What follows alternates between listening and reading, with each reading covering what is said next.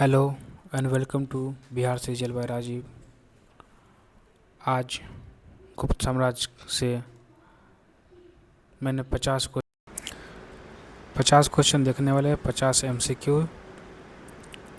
पिछले वीडियो में हमने इसका थ्योरी बताया था। गुप्त साम्राज्य का टोटल आपने नहीं देखा है तो आई बटन पर क्लिक करके वो वीडियो पहले देख सकते हैं। पूरा गुप्ता एम्पायर डिटेल में समझाया गया है। आज शुरू करते हैं। पहला MCQ, गुप्त साम्राज्य का संस्थापक कौन था? इसके संस्थापक थे श्रीगुप्त। इन्होंने गुप्त साम्राज्य को स्थापना करी थी 240 ईस्वी में। नेक्स्ट देखते हैं, गुप्त किसके सामंत थे? गुप्त कुषाणों के सामंत थे। सामंत मतलब ये कुषाणों के अधीन थे। श्रीगुप्त और घटोत्कच, ये दोनों पहले कुषाणों के अधीन थे। उसके बाद इन्होंने गुप्ता साम्राज्य की नींव रखी। और गुप्त वंश के शासक ने सर्वप्रथम महाराजाधिराज की उपाधि किसने धारण की? तो सबसे पहले चंद्रगुप्त प्रथम ने धारण करी। इनसे पहले श्रीगुप्त और घटोत्कच उन्होंने महाराजा की उपाधि धारण करी, लेकिन लिच्छवी कुमारी देवी से विवाह करने के बाद चंद्रगुप्त प्रथम ने महाराजाधिराज की उपाधि धारण की। महाराजाधिराज की आगे देखते हैं। फाहियान द्वारा रचित ग्रंथ फुकुओ की चीनी यात्री थे। फाहियान चंद्रगुप्त द्वितीय के दरबार में आए थे। चंद्रगुप्ता सेकेंड। इन्होंने किसका विवरण नहीं मिलता इसमें से, इस पुस्तक से किसका विवरण नहीं मिलता है? तो बौद्ध धर्म के सिद्धांतों का विवरण मिलता है, बौद्ध राज्यों का विवरण मिलता है, बौद्ध मंदिरों, स्तूपों एवं विहारों का विवरण मिलता है, लेकिन गौतम बुद्ध के उपदेशों का विवरण नहीं मिलता है। क्यों? क्योंकि ये जो फाहियान का विवरण है ये मुख्य रूप से यात्रा वृत्तांत और सामाजिक परिस्थितियों पर आधारित था। सिद्धांतों के गहन विवेचन पर नहीं आधारित था, उपदेशों पर आधारित नहीं था। इसलिए इसका आंसर सी करेक्ट हो जाएगा। अगला देखते हैं, गुप्त स्थापत्य कला का सर्वोत्कृष्ट मंदिर कौन सा है? गुप्त स्थापत्य कला का सर्वोत्कृष्ट मंदिर कौन सा है? इसका आंसर हो जाएगा दशावतार मंदिर, देवगढ़ का दशावतार मंदिर। ये जो है गुप्त स्थापत्य कला का सबसे अच्छा उदाहरण है। बात करें भीतरगांव मंदिर की, तो ये कानपुर उत्तर प्रदेश में है।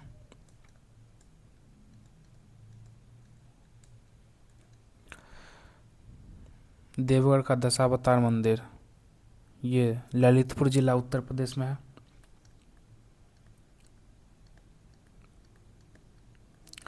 भूमरा का शिव मंदिर, भूमरा कहाँ है? तो भूमरा हो गया आपका क्या बोलते हैं, नागौद जिला मध्य प्रदेश। नागौद।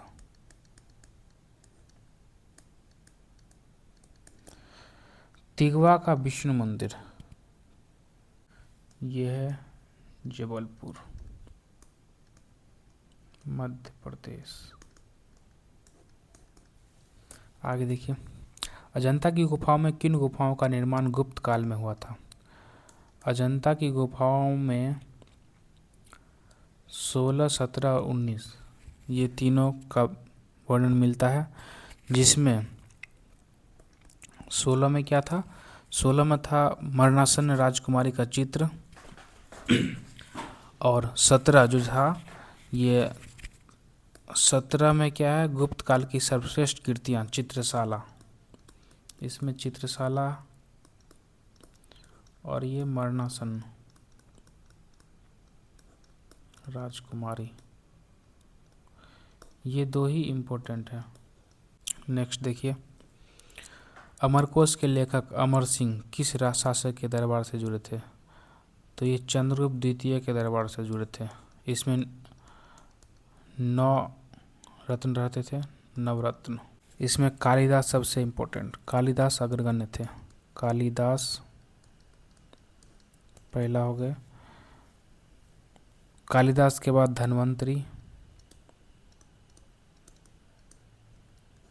चिकित्सा संबंधित, तीसरा छपनक,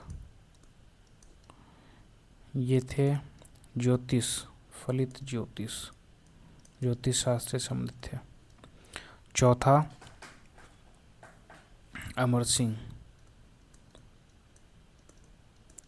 ये क्या थे, शब्दकोश के ज्ञाता, जो संस्कृत भाषा में अमरकोश लिखा था इन्होंने, संस्कृत भाषा में अमरकोश की रचना की थी। पांचवा देखिए शंकु, ये क्या था, वास्तुकार। छठा शंकु के बाद बेताल भट्ट।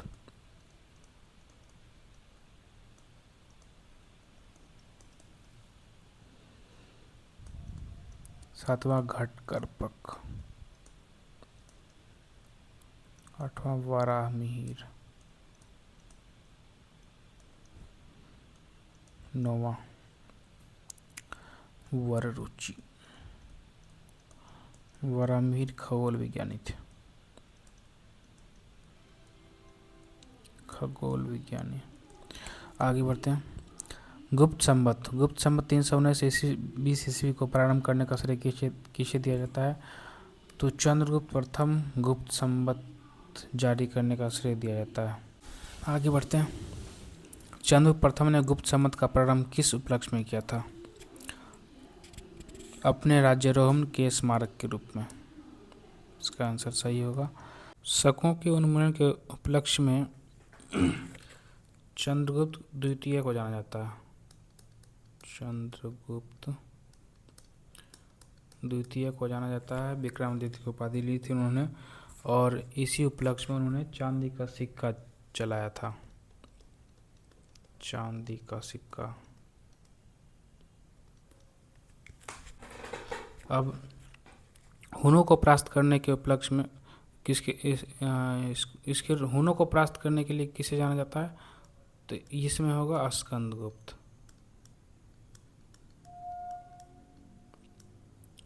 तो इसका राइट आंसर 9 का ए।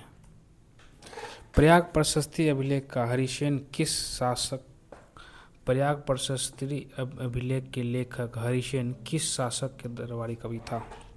हरिसेन किसके दरबार में रहते थे, तो इसका आंसर हो जाएगा समुद्रगुप्त।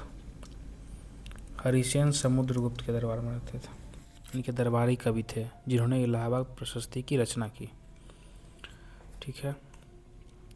गुप्त काल को प्राचीन भारत का क्लासिकल युग यानी the golden age of India क्यों कहा जाता है, तो व्यापार में अभूतपूर्व प्रगति के कारण, कला व साहित्य के क्षेत्र में आने वाले चमत्कार के कारण, प्रचुर मात्रा में स्वर्ण सिक्के चलाए करने के कारण, उपयुक्त सभी। कमेंट करके बताइए आप लोग, पॉज कीजिए, कमेंट कीजिए, फिर बताइए इसका आंसर क्या होना चाहिए। मेनली कला और साहित्य के रूप के लिए इसे जाना जाता था। कला, साहित्य, स्थापत्य कला, इनको चरमोत्कर्ष पर पहुंचाने के कारण गुप्त साम्राज्य को the golden age of India कहा जाता है, यानी क्लासिकल युग। आगे बढ़िए। सारनाथ के धामक स्तूप का निर्माण किस काल में हुआ था, तो सारनाथ के धामक स्तूप का निर्माण गुप्त काल में हुआ था। गुप्त काल की सोने की मुद्रा को क्या कहा जाता है, तो सोने की मुद्रा को दीनार,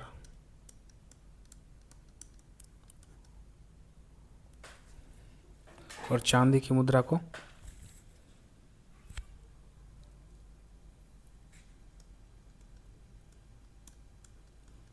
रूपक। दीनार का जो ये सोना का दीनार कहा जाता है, इसका सिक्का का रोमन शब्द होता है डोनारियस। डोनारियस से व्युत्पन्न दीनार शब्द का प्रयोग किया गया। डोनारियस से निकल के आया है रोमन रोमन में अर्थ होता है डोनारियस, इससे निकला है दिनार, इसलिए सोना को दिनार कहा गया। नेक्स्ट, कुमार संभवम महाकाव्य किस कवि ने लिखा है? कुमार संभवम, कालिदास। इनमें किसकी चर्चा है कुमार संभवम में? कुमार संभवम में शिव और पार्वती के पुत्र कार्तिकेय की चर्चा है। नालंदा विश्वविद्यालय की स्थापना का युग? गुप्त काल, कुमार गुप्त प्रथम,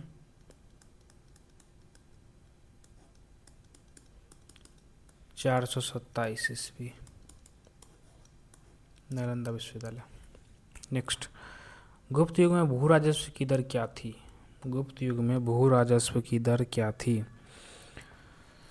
उपज का छठा भाग, 1/4 भाग, उपज का 1/4 भाग था। नगरों का क्रमिक पतन किस काल की एक महत्वपूर्ण विशेषता थी? नगरों का क्रमिक पतन गुप्त काल का एक महत्वपूर्ण विशेषता था। आगे, किस वंश के शासकों ने मंदिरों एवं ब्राह्मणों को सबसे अधिक ग्राम अनुदान में दिए थे? बहुत अच्छा क्वेश्चन है ये। गुप्त शासक, गुप्त वंश के शासकों ने मंदिरों एवं ब्राह्मणों को सबसे अधिक ग्राम अनुदान में दिए थे, लैंड ग्रांट्स। मेन वीडियो में भी मैंने इसके बारे में बताया था, आप वो वीडियो नहीं देखे हैं तो प्लेलिस्ट पे जाके चेक कर सकते हैं, आई बटन पे जाके चेक कीजिए। गुप्त साम्राज्य कंप्लीट वीडियो 33 मिनट का आपको मिलेगा, उसमें ये सारी जानकारी देखने को मिलेगी। दिल्ली के मेहरौली के कुब्बत उल इस्लाम मस्जिद के प्रांगण में स्थित प्रसिद्ध लौह स्तंभ किसकी स्मृति में है? लौह स्तंभ किसने बनाया था? लौह स्तंभ बता सकते हैं आप लोग, कमेंट करके बताइए। चंद्र, चंद्र मतलब चंद्र से तात्पर्य है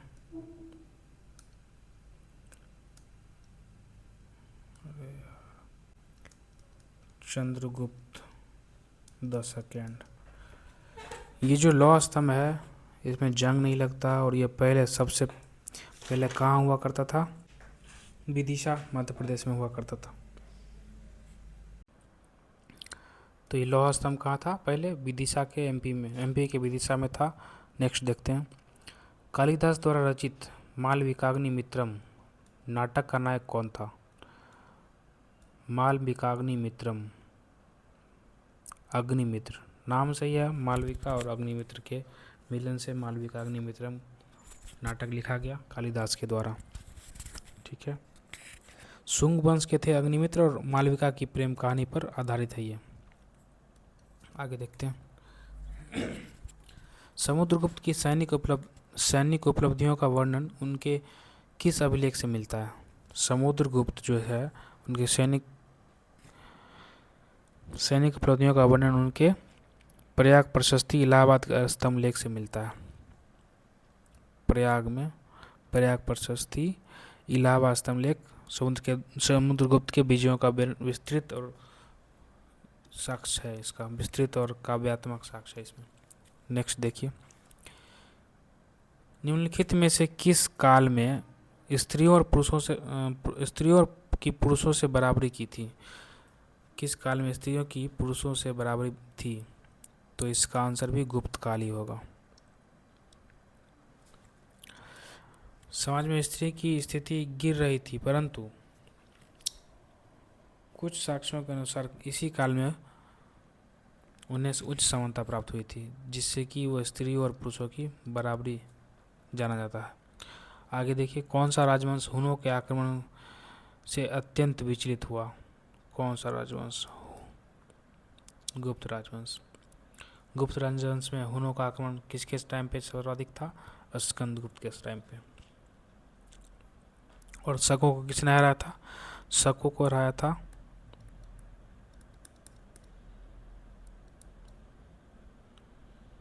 चंद्रगुप्त द सेकेंड।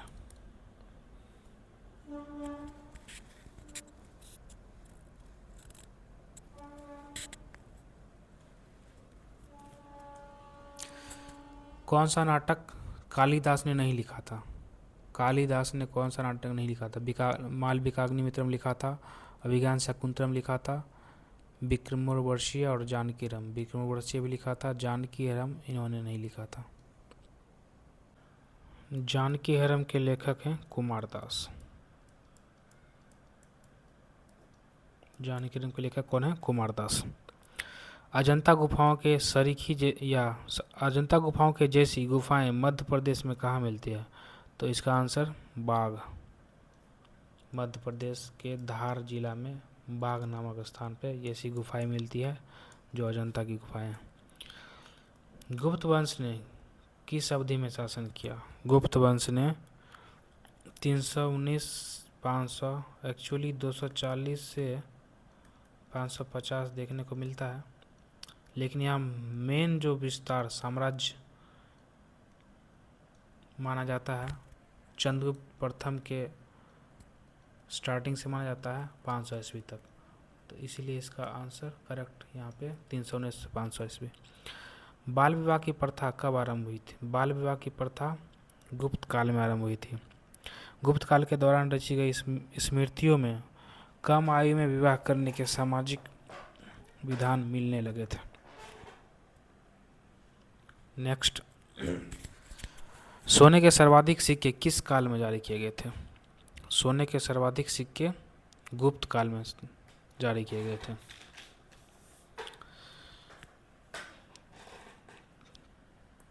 देखिए पहला पॉइंट कि सर्वाधिक सिक्के, सोने के सर्वाधिक सिक्के पूछे तो गुप्त,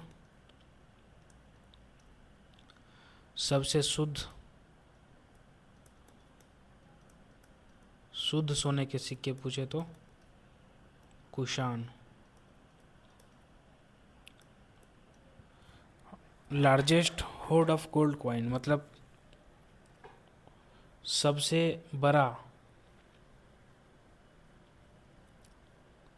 भंडार, सोने का सबसे बड़ा भंडार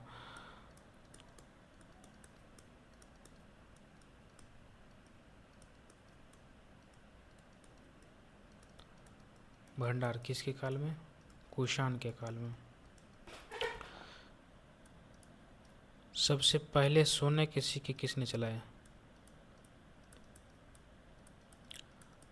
सोने के सिक्के ये भी कुषाण। और बोले सबसे पहले सिक्के किसने चलाए? सबसे पहले सिक्के किसने चलाए?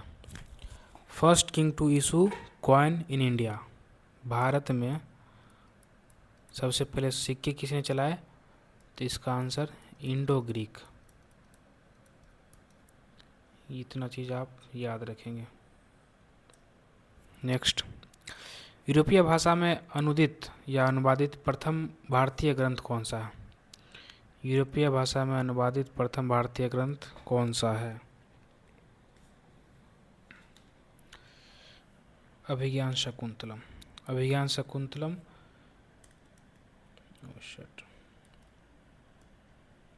अभिज्ञान शाकुंतलम ये जो है 1789 ईस्वी में सर विलियम जोन्स ने कालिदास के इस महान नाटक का अनुवाद किया था। 1789 ईस्वी में सर विलियम जोन्स।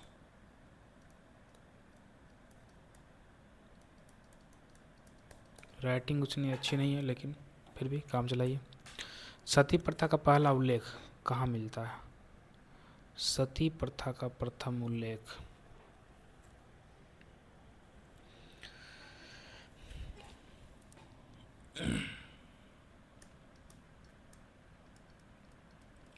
भानुगुप्त के एरन अभिलेख में मिलता है। कब? ईस्वी 510 ईस्वी।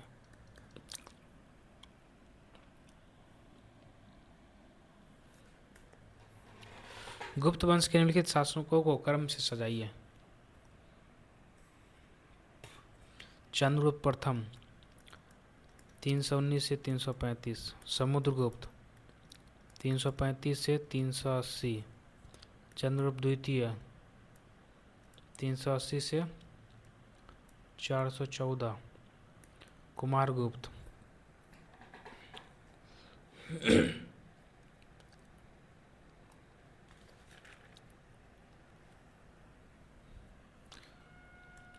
414 से 455, स्कंदगुप्त 455 से 467। तो आपने देखा सारे असेंडिंग ऑर्डर में 1 2 3 4 5। इसका आंसर डी।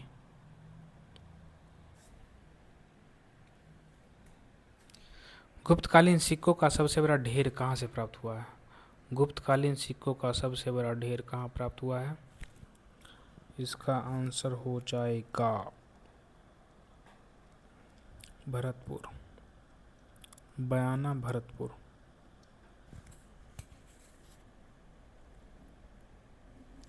राजस्थान में है। राजस्थान के बयाना में गुप्तकालीन स्वर्ण मुद्राओं का एक विशाल भंडार है। ठीक है। किस गुप्त शासक को नालंदा विश्वविद्यालय का संस्थापक माना जाता है? कुमारगुप्त प्रथम 427 ईस्वी। नेक्स्ट, प्राचीन भारत में सामंती व्यवस्था फ्यूडल सिस्टम का अभ्युदय सैनिक अभियानों में देखा जा सकता है। कथन है कारण गुप्त काल में सामंती व्यवस्था का पर्याप्त विस्तार हुआ। इसका आंसर दे सकते हैं, बताइए।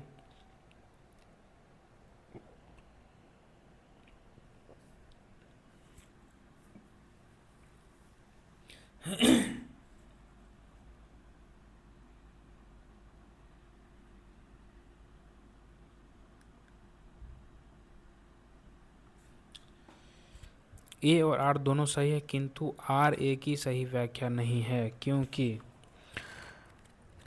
गुप्त काल में अधिकारियों को वेतन के स्थान पर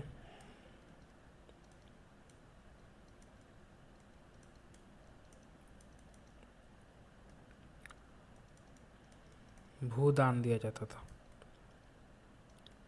लैंड ग्रांट्स। भूदान देने की प्रथा थी, प्रशासनिक विकेंद्रीकरण था और सामंती ढांचे को सुदृढ़ किया था। इसीलिए इसका आंसर बी, बाकी गलत। गुप्त काल में उत्तर भारतीय व्यापार निम्नलिखित में से किस एक पत्तन से संचालित होता था? ताम्रलिप्ति डॉकयार्ड था, पश्चिम बंगाल। पश्चिम बंगाल में ताम्रलिप्ति बंदरगाह से होता था, जो दक्षिणी पूर्वी एशिया और चीन के साथ व्यापार संचालित करता था। आगे, गुप्त शासकों द्वारा जारी किए गए चांदी के सिक्के क्या कहलाते थे? सोना का सिक्का दीनार, चांदी का सिक्का रुपयक। ये आंसर। सूची 1 और सूची 2 को मिलाना है।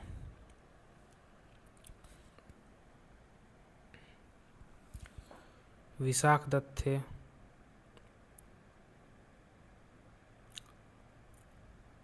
नाटककार।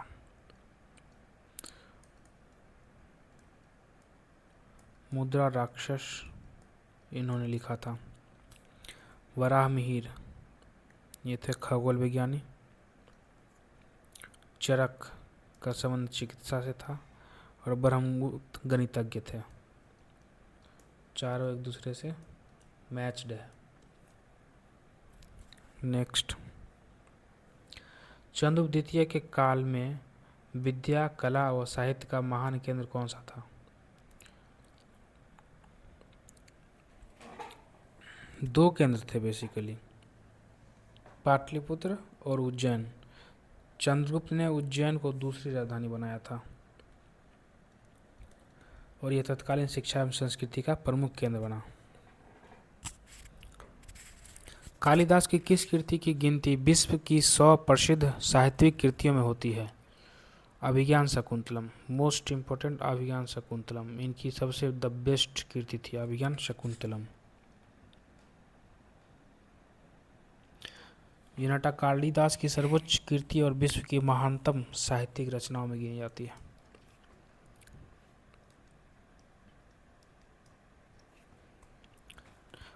वर्तमान गणित में दशमलव प्रणाली आविष्कार का श्रेय निम्नलिखित में से किस युग को है? दशमलव प्रणाली गुप्त काल। आर्यभट्ट और अन्य गुप्तकालीन वैज्ञानिकों ने शून्य और दशमलव के सिद्धांतों को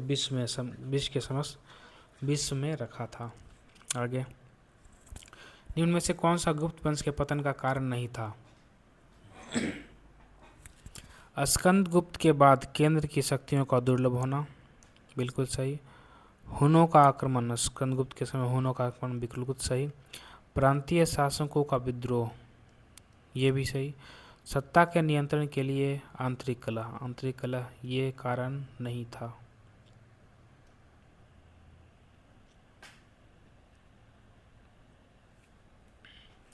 निम्नलिखित में से किस गुप्त शासक ने अपने सिक्कों पर अपने वीणा बजाते हुए आकृति में अंकित करवाया था? समुद्रगुप्त।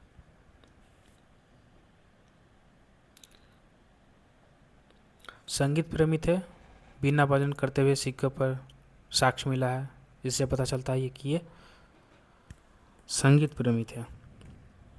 वह प्रथम भारतीय विद्वान कौन था जिसने गणित को एक पृथक विषय के रूप में व्यवस्थित स्थापित किया था? आर्यभट्ट।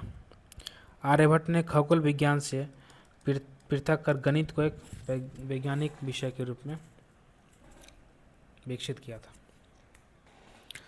गुप्तकालीन पुस्तक नवनीतकम। गुप्तकालीन पुस्तक नवनीतकम का संबंध किससे है?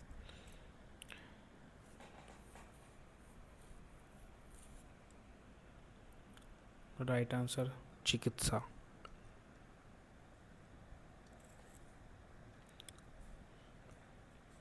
तांबा का सिक्का जारी करने वाला पहला गुप्त शासक कौन था? इंटरेस्टिंग। तांबा का सिक्का जारी करने वाला पहला गुप्त शासक रामगुप्त था। शकों से हारने के बाद इन्होंने अपनी पत्नी ध्रुवा देवी शक को सौंप दिया था, जिसके कारण चंद्रगुप्त द्वितीय ने रामगुप्त को हराया और उनकी विधवा ध्रुवा देवी से विवाह किया। नेक्स्ट, किस गुप्त शासक ने दक्षिणापथ में स्थित 12 राज्यों में धर्म विजय की?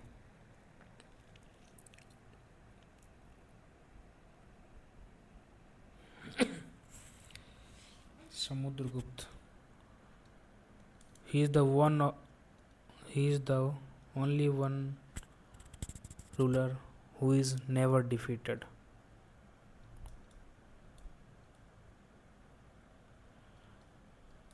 इसके लिए इनको भारत का नेपोलियन कहा जाता है। किसने कहा था? V.A. स्मिथ ने। सर्वराज्यक्षता, सभी राजाओं को उखाड़ फेंकने वाला की उपाधि किसने धारण की? Samudragupta. He is never defeated. किसने अंतिम शक शासक रुद्र सिंह तृतीय को पराजित कर उसका वध किया और शकों का अंतिम रूप से उन्मूलन किया?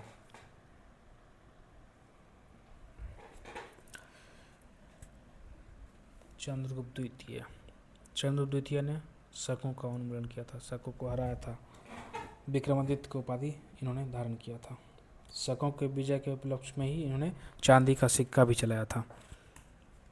सुदर्शन झील, जिसका निर्माण चंद्रगुप्त मौर्य के प्रांतीय गवर्नर पुष्यगुप्त ने करवाया था, उसका दूसरा बार मरम्मत किसने करवाया था? बताइए। स्कंदगुप्त ने गिरनार पर्वत पर स्थित जो सुदर्शन झील है उसका पुनरुद्धार करवाया था पर्णदत्त के द्वारा। सूची 1 सूची 2 को मिलाइए। विभाजन और प्रशासक। भुक्ति प्रांत के प्रशासक को उपरी कहते थे। जिला, विषय या जिला के प्रशासक को विषयपति कहते थे। नगर के प्रशासक को नगरपति तथा ग्राम के प्रशासक को ग्रामिक कहते थे। अर्थात सभी एक दूसरे से सुमेलित हैं।